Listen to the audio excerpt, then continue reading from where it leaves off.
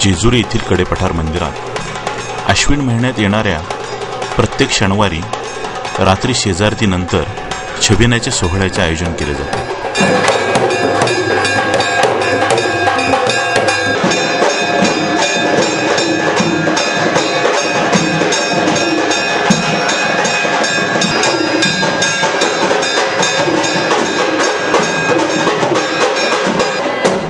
आरती संपते आणि पंचारती मंदिरातून बाहेर पडते आणि छबिन्याच्या सोहळ्याला सुरुवात होते.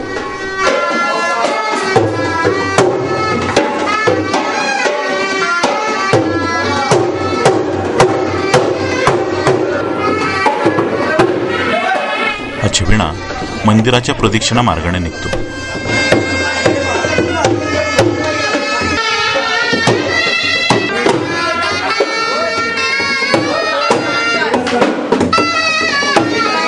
छबिना संपेपर्यंत पंचारती खाली ठेवायची नाही असा संकेत आहे. त्यामुळे पंचारती भक्तांच्या डोक्यावर ठेवली जाते आणि सुरू होतात संगीताच्या साथीत खंडोबाची पारंपरिक पदे. ही पारंपरिक पदे शेकडो वर्ष येथील कलाकारांनी मौखिक परंपरेने जपलेली आहेत.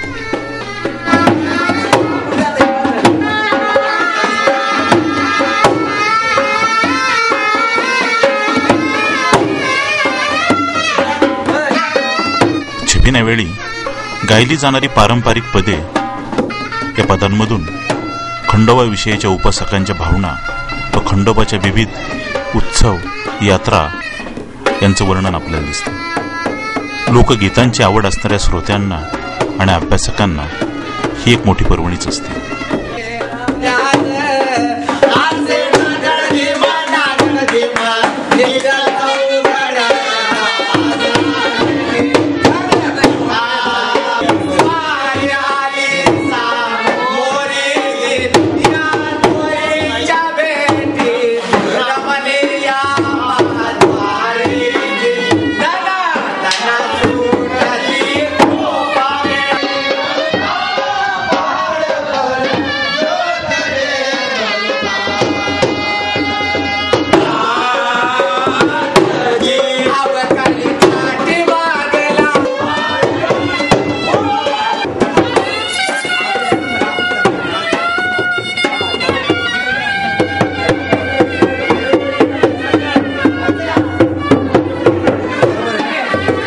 छबिना प्रदक्षिणा मार्गावरील भंडारगृहात पोहोचल्यावर आतिषबाजी केली जाते. हवाईची आतिषबाजी संपते आणि भंडारगृहामध्ये खंडोबाच्या पदांची आतिषबाजी सुरू होते.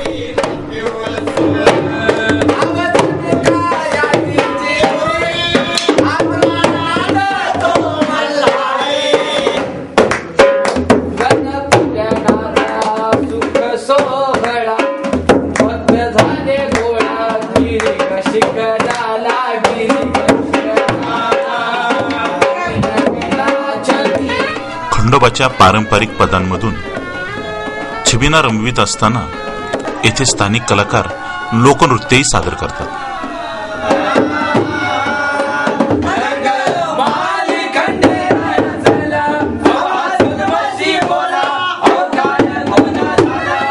लोकपरंपरेत रमलेल्या या छबिन्यात भाविक भक्तही रमून जातात आणि मध्यरात्र कधी उलटते ते समजतच नाही.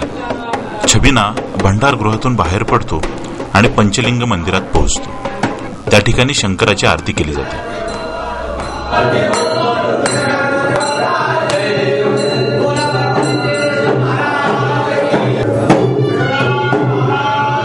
छबिना पंचलिंग मंदिरातून बाहेर पडतो आणि पुन्हा सुरू होते खंडोबाच्या पदांची आतिषबाजी.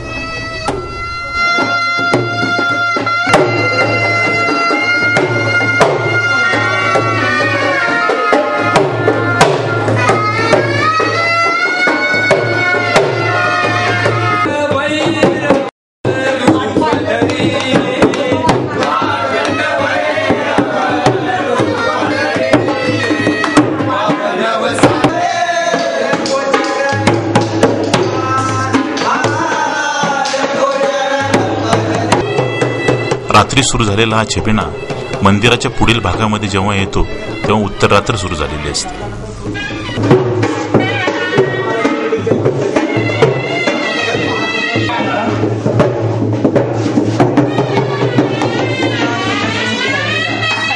मंदिरासमोरील नंदी मेघडंबरी मागून हा छबिना दत्त मंदिरात पोहोचतो.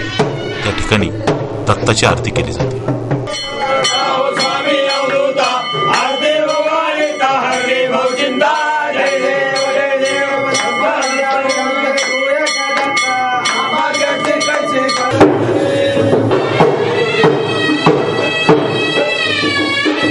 छबिना कडेपठार मंदिराच्या सदरेवर पोहोचतो.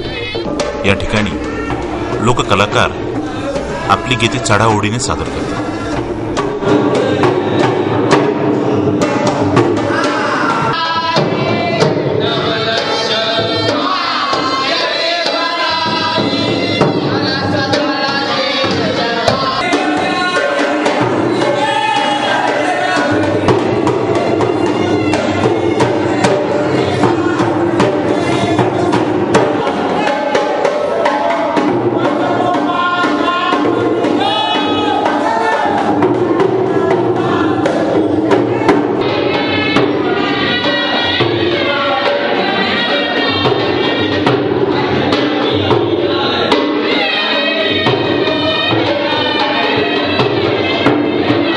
छबिना कडेपठार मंदिरामध्ये परततो व त्या ठिकाणी खंडोबाची आरती करून देव झोपवले जातात आणि रात्रभर चाललेला हा छबिन्याचा सोहळा संपतो. याच पत्तीच्या छबिन्याचे आयोजन जेजुरीगड मंदिरामध्ये अश्विन महिन्यातील प्रत्येक शनिवारी व जानाई देवी मंदिरामध्ये प्रत्येक शुक्रवारी केले जाते.